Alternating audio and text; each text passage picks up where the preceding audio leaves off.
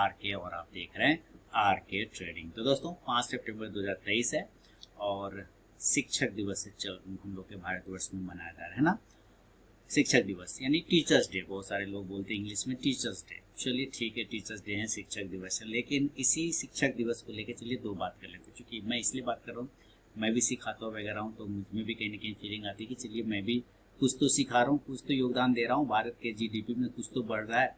यानी कि जो मैं सिखाता हूँ वहाँ से लोग कुछ कमाते हैं, कुछ बनते हैं, तो जीडीपी में योगदान जाता है। लेकिन शिक्षक ये बहुत छोटा सा वर्ड है, इसके कुछ चीज़ों को आपको मैं यहाँ पे समझाऊंगा, आप समझने की कोशिश करिएगा और अगर आप सहमत हो तो मुझे कमेंट में ज़रूर बताइएगा।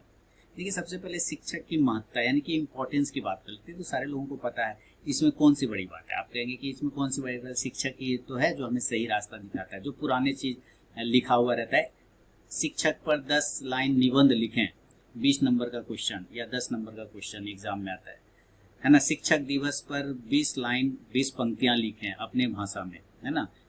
तो इस तरह से निबंध लिख के हम लोग निवृत्त हो जाते हैं और लगता है कि हम लोगों को पता हो गया कि शिक्षक दिवस क्या है। आज भी जब लोग स्कूल में, कॉन्वेंट स्कूल में या बड़े बड़े मिशनरी स्कूल में जब शिक्षक दिवस सेलिब्रेट किया जाता है तो मैं वहाँ के बच्चों से पूछता हूँ क्यों मनाते हैं शिक्षक दिवस। इवन कि मैंने अपनी बच्ची से भी पूछा था, उसका आज फंक्शन था शिक्षक दिवस, तो उसको बोली पता नहीं। तो मैंने उनको बताया कि भाई ये थे और इनके कारण मनाया जा रहा है। तो आपको भी पता है डॉक्टर सर्वपल्ली राधाकृष्णन जो हमारे राष्ट्रपति थे वो एक शिक्षक थे और उन्हीं के जन्मदिन को लेकर ये शिक्षक दिवस मनाया जाता है। ठीक है, उन्होंने शिक्षक की महत्ता को रेखांकित किया था। तो ये चीज़ें मैंने अपनी बच्ची को समझाया, बताया कि भाई इस वजह से उनके बर्थडे को सेलिब्रेट किया जाता है, सारे टीचर को एक तरह का समझिए कि श्रद्धा अर्पित किया जाता है। तो ये तो बात हो गई, लेकिन आपकी लाइफ में या मेरे लाइफ में मैं भी आज जहाँ बैठा हूँ, जो काम कर रहा हूँ, जो चीज़ सीखा हूँ या जिस स्कूल में पढ़ा हूँ, आज भी टीचर मिलते हैं तो प्रणाम करता हूँ, झुकता हूँ, पैर छूता हूँ। लेकिन आज के संदर्भ में देखा जाए तो मैं कई स्कूलों को मैंने देखा है जहाँ पर मुझे अक्सर ये सुनने को मिलता है आजकल टीचर बच्चे को मारने से डरते हैं। आप भी देखिएगा, आजकल टीचर बच्चे को मारने से डरते हैं। एक था आप भी नहीं मार सकते, अगर मारेंगे तो गार्जियन आ जाएंगे स्कूल और टीचर पे केस हो जाएगा। पहले हम लोगों के ज़माने में, या आप भी उस ज़माने से बिलोंग करते होंगे तो आप मुझे बताइएगा कमेंट में, टीचर भरपेट मारता था, अपना घर का गुस्सा भी पकड़ के जो है ना हम लोग के ऊपर फोड़ देता था, है ना। रास्ते में भी कहीं देख लिया चलते रहे कहाँ जा रहा है तो हम लोग दूसरा गली से पार हो जाते थे, भाग जाते थे। इतना डर था टीचर के प्रति, इतना सम्मान भी था। और आज क्या कहते हैं, आज तो बच्चा ही, मैंने कई स्टूडेंट लोगों को सुना है बोलते हुए, टीचर को ही बोलता है तुम निकल बाहर, बताते हैं, है ना। बच्चा क्या बोलता है टीचर को, तुम निकल, बताते हैं, तुम बाहर निकल, बताते। तो यानी टीचर अब घर जाने में भी डर लग रहा है कि बाहर निकलेंगे स्कूल से तो मारेगा। तो ये स्थिति, तो ऐसे में आप गुणवत्तापूर्ण शिक्षा की उम्मीद नहीं कर सकते, ना टीचर से उम्मीद कर सकते हैं और ना विद्यार्थी से उम्मीद कर सकते हैं कि वो एक अच्छा विद्यार्थी बन पाएगा। देखिए, मेरा मानना है कि हर एक के जीवन में माता पिता तो पहला गुरु होता है। ये तो आपको भी पता है, सबको पता है कि जो पेरेंट होते हैं, जो घर में जो गार्जियन होते हैं, वो बच्चे का पहला शिक्षक होता है। लेकिन मेरा ये मानना है कि उसके बाद जब वो बाहरी दुनिया में जाता है, यानी उससे जब वो घर से बाहर निकलता है, तो एक ऐसा शिक्षक होना चाहिए जो सेन वॉर्न के जैसा होना चाहिए। अब ये सेन वॉर्न की बात मैं कहाँ से कर गया, आपके दिमाग में आ रहा होगा। देखिए, जो पुराने लोग हैं वो जानते होंगे इस बात को, जो अभी नए नए आए हैं शायद उनको नहीं पता। सेन वॉर्न क्रिकेटर के तौर पे तो जानते हैं सारे लोग। सेन वॉर्न एक महान लेग स्पिनर थे जिनका निधन हो गया पिछले साल, शायद 2 साल पहले, है ना। महान स्पिनर मतलब, और मैं बहुत खुशकिस्मत हूँ कि मैंने उनके जर्नी को पूरा देखा। ठीक है, तो वो जब आईपीएल 2008 में फर्स्ट टाइम हुआ था ना आईपीएल, उस वक्त सेन वॉर्न राजस्थान रॉयल्स की टीम के कैप्टन थे और कोच भी थे। क्योंकि राजस्थान रॉयल्स, जिसकी ओनर शिल्पा शेट्टी थी, बहुत ही सस्ते प्लेयर को उठा के टीम बनाया था उन्होंने, बहुत ही सस्ते प्लेयर को। और आज उसमें से कितने प्लेयर राजस्थान रॉयल के इंडिया के टॉप लीडिंग बैट्समैन में से, खिलाड़ी में से गिने जाते हैं, जिसमें रविंद्र जडेजा भी शामिल है।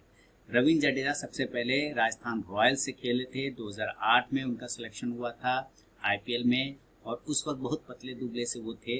और सेन वॉर्न उस टीम के कैप्टन भी थे और कोच भी थे, और राजस्थान रॉयल सबसे सस्ती टीम होने के बाद भी, कुछल्ले खिलाड़ियों के बावजूद भी, वो जीत गया पहला सीजन आईपीएल का।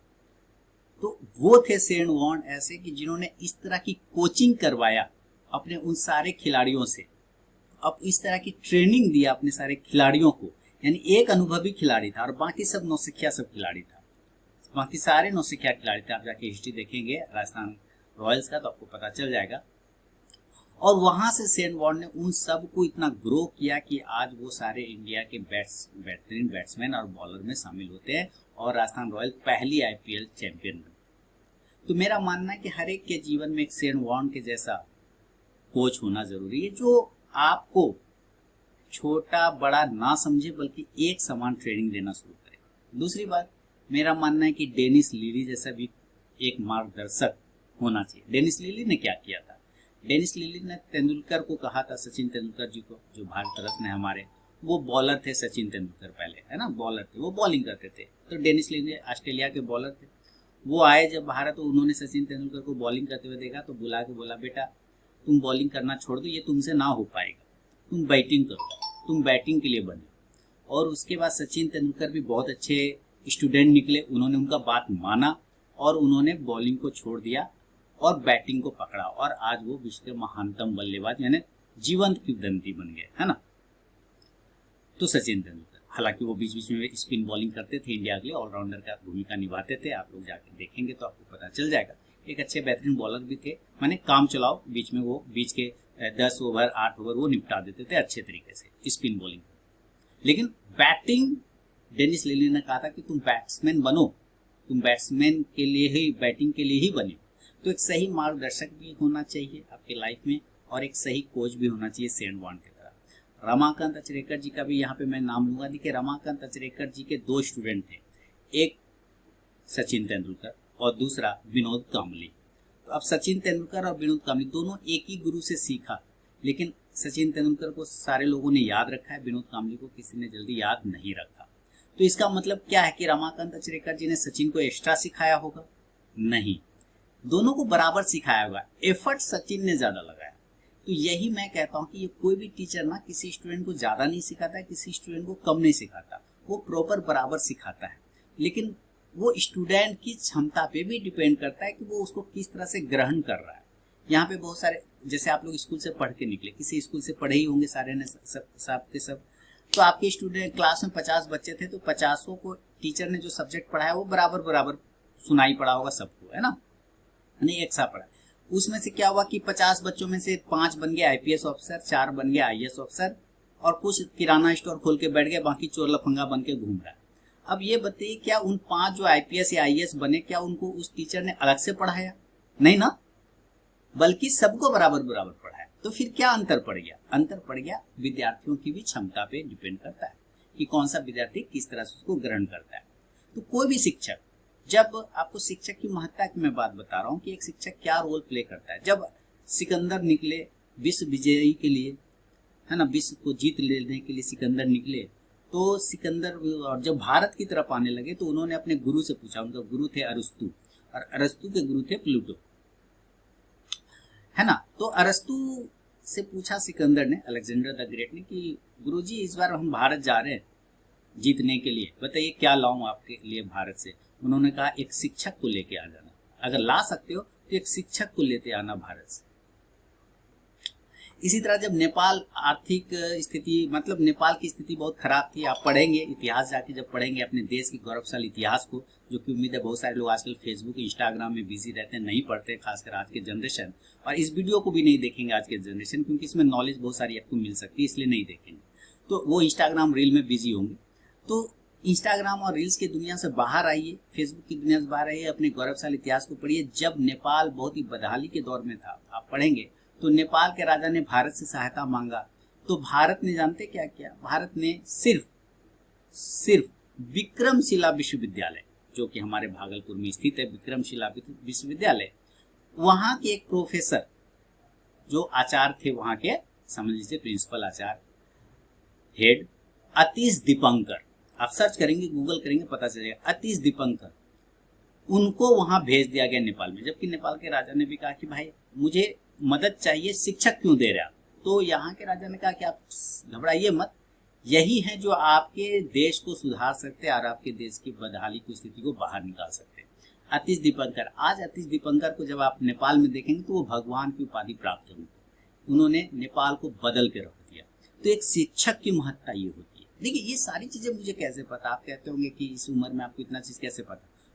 हिस्ट्री पढ़िए, आप समय निकालिए, फेसबुक से आभासी दुनिया से बाहर आइए, है ना, रील्स की दुनिया से बाहर आइए, वास्तविकता पर देखिए कि क्या आपके समाज में चारों तरफ चल रहा है, और अपने गौरवशाली इतिहास को जरूर याद रखिए। तो चाहे वो अतीश दीपंकर हो जाए, चाहे सेन वान हो जाए, चाहे डेनिस लिली हो जाए, चाहे रमाकांत अचरेकर हो जाए, चाहे ये आरके यानी रवि कुमार हो जाए, कोई किसी के साथ भेदभाव नहीं करता। यहाँ पर सबको एक बराबर सिखाता है। डिपेंड स्टूडेंट की क्षमता पे भी करता है कि स्टूडेंट उसको किस तरीके से समझता है बातों को और अमल करता है। यहीं पर एक स्टूडेंट का और नाम मैं यहाँ पे लूंगा, वो थे चंद्रगुप्त, है ना।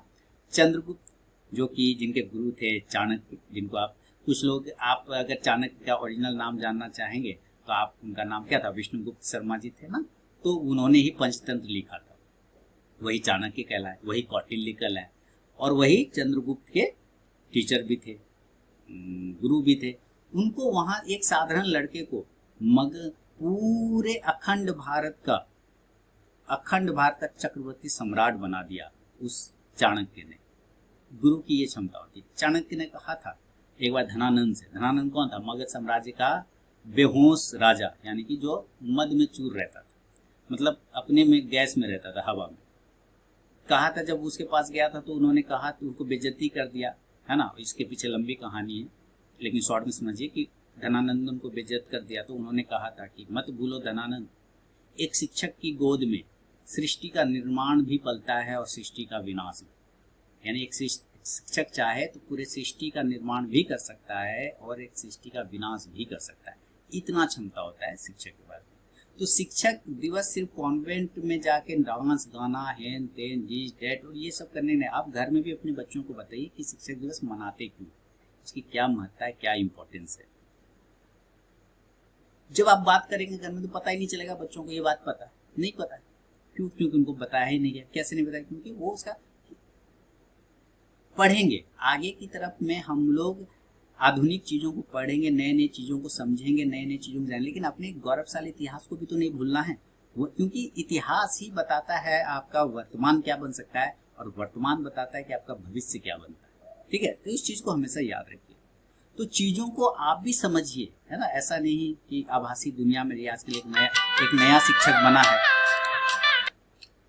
तो आपको भी समझना है कि जो चीजें आपको बताया और सिखाया जाता है, ये मत समझिए कि फ्री में है या पैसे लेके कोई सिखा रहा है। जहां से भी ज्ञान मिलता है फ्री में, मैं तो फ्री में इतने ऐसे बेहतरीन कंटेंट देता हूं जो पैसे लेके भी लोग नहीं दे सकते, लेकिन चूंकि कंटेंट है उसमें बेहतरीन, तो आपको उसमें समय देना पड़ेगा समझने के लिए। और इतने आसान लैंग्वेज में मैं सिखाता हूँ। मुझे जो फॉलो करते हैं मुझे कमेंट में लिख के बताइएगा कि मेरे जो शब्द होते हैं, जो मेरा वर्ड होता है, जो मैं यूज करता हूँ, जो मैं समझाता हूँ, क्या उसमें कहीं भी ऐसी कोई चीजें होती है जो बहुत भारी लगता है कि ये समझ में नहीं आया। मैं किसी बच्चे को भी बताऊं तो वो भी समझ जाता है, जब जैसा कि लोग मुझे फीडबैक देते हैं। तो आप लोग मुझे बताइएगा। लेकिन फिर से मैं यही कहूँगा कि शिक्षक दिवस सिर्फ इंजॉय करने के लिए नहीं है, सिर्फ कॉन्वेंट में जाके डांस गाना के लिए नहीं है, बल्कि अपने गौरवशाली इतिहास को याद करने के लिए भी है ना। तो ये शिक्षक दिवस पे 2-3 शब्द मैं आपके साथ कहना था। सेंट वान के बारे में बताना था, डेनिस लिली, रमाकांत अचरेकर, चाणक्य, अरस्तु, ये सबों को देखिए तो उन्होंने क्या किया, उन्होंने कितना त्यागा अपने विद्यार्थियों के लिए। और विद्यार्थी भी कुछ ऐसा नहीं, उन्होंने पढ़ाया बहुत को, लेकिन कुछ ही विद्यार्थी उनके सफल बन पाए और उन्होंने विश्व में नाम कमाया। तो सारे स्टूडेंट को बराबर शिक्षा दिया जाता है। कोई भी शिक्षक किसी से भेदभाव नहीं करता, हमेशा याद रखिए, कभी भेदभाव नहीं करता, वो एक बराबर बताता है। बस उस विद्यार्थी की क्षमताओं पे भी निर्भर करता है, क्योंकि सबका दिमाग अलग अलग होता है, पांचों उंगली एक बराबर नहीं होता है। इस बात को हमेशा याद रखिए। तो चलिए फिर से शिक्षक दिवस की हार्दिक शुभकामनाएं, बधाई। मिलूंगा नेक्स्ट वीडियो में, तब तक के लिए बहुत बहुत धन्यवाद।